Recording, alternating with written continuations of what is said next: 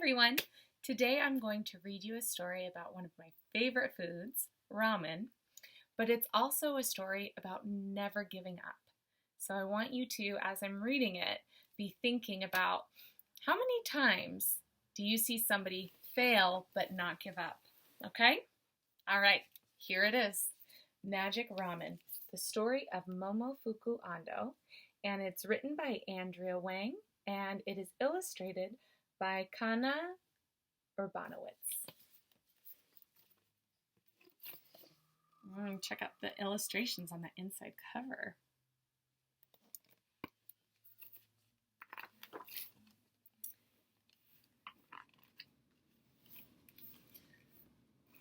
Momofuku Ando picked his way through the rubble on his way home from work. Even though World War II had ended over a year ago, much of Osaka, Japan still lay in ruins.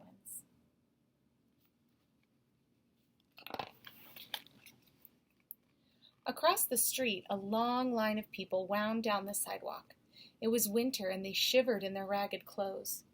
What are they waiting for? Ando wondered. At the head of the line, billows of steam rose from a shack. Inside, a man was selling ramen noodle soup. Bad harvests, rationing, and the war had made food scarce. The poor ate grass and bark to survive. Orphans scrounged through the garbage for something to eat. Those lucky enough to have some money waited for hours and paid outrageous prices for a meager bowl of ramen.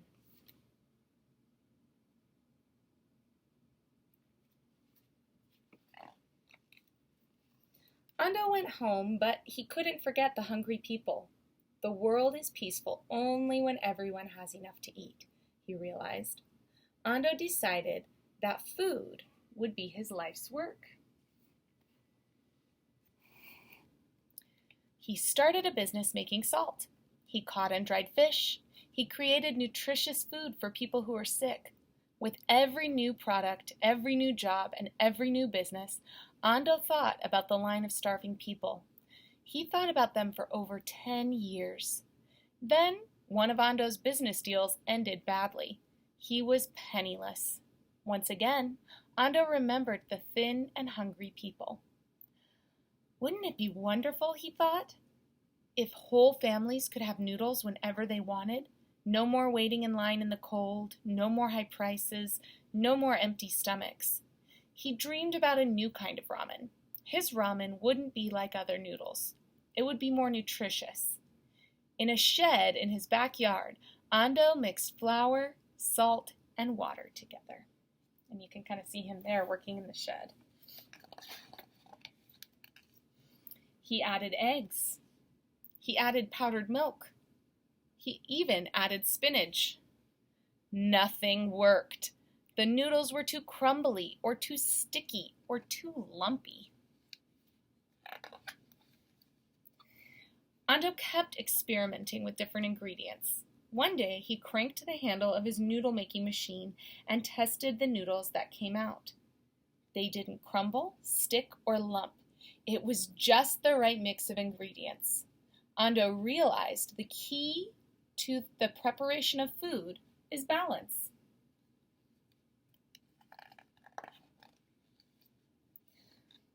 But what was ramen without soup? Ando remembered the cold and hungry people. Chicken soup warmed up cold bodies, but took hours to make. His ramen would be tasty and easy to cook. The simple addition of hot water would release flavor from the noodles and turn it into hot chicken soup.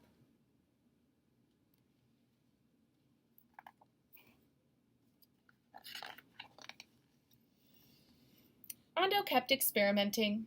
He used chicken soup to make the dough. He brushed seasonings onto the noodles. He dipped the noodles into the soup. Once again, nothing worked. The noodles were too brittle, or too soft, or too soggy. Again, nothing seems to be working out, huh? Ando kept experimenting with different methods. One day, he sprinkled noodles with soup from a watering can, then tossed and separated them.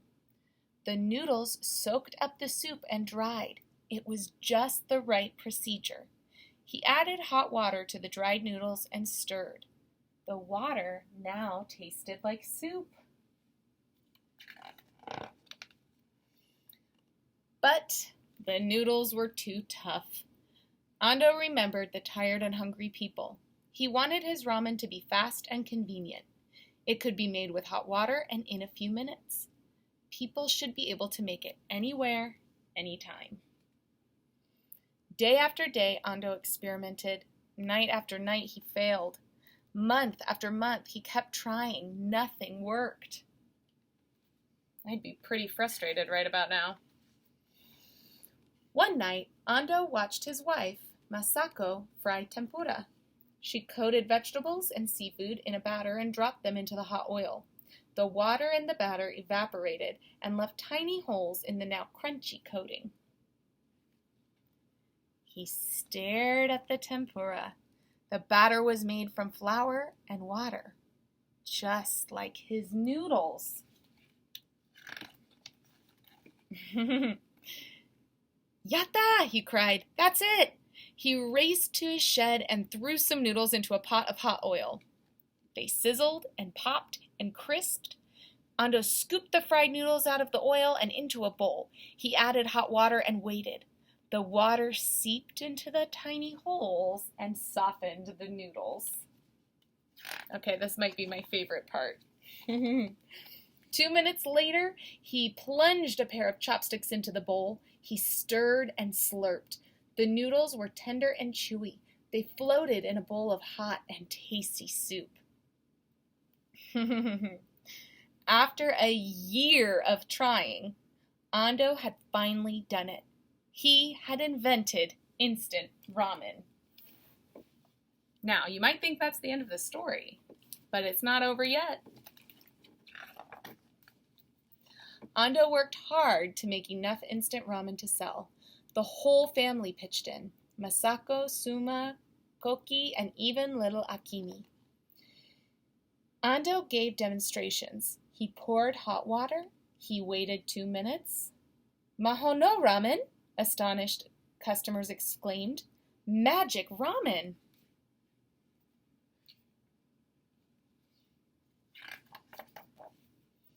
Soon everyone was eating Ando's ramen. Poor people, children, busy workers, even royalty. Ando's ramen was nutritious and tasty and convenient. Thin, cold, tired, and hungry people ate it and felt better. Ando smiled. Peace follows from a full stomach, he said. Ever since, Momofuku Ando and his backyard invention have fostered peace, one bowl of noodles at a time. So, if you want to know a little bit more, I'm going to read you the afterword. If not, you can just stop the video. When Momofuku Ando saw the long line of starving people, he saw a need, one he was inspired to fill. For years, he dreamed about making a new food that would nourish people and help ease their suffering. Thanks to his creative thinking and persistence, Ando's dream came true. In 1958, 12 years after seeing hungry people at the black market ramen stall, he invented chicken ramen, the first instant ramen. Born in Taiwan in 1910, Ando immigrated to Japan as a young man and embraced his adopted country.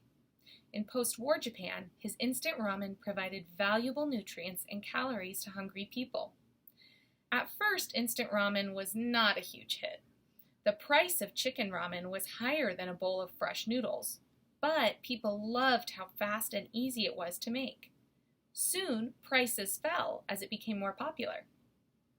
Ando's company, Nissin Foods, now sells instant ramen all over the world. They also supply millions of packages of instant ramen to other countries to feed the poor and those left homeless through earthquakes, hurricanes, wars, and other calamities. Ando continued to find new ways to make instant ramen more nutritious.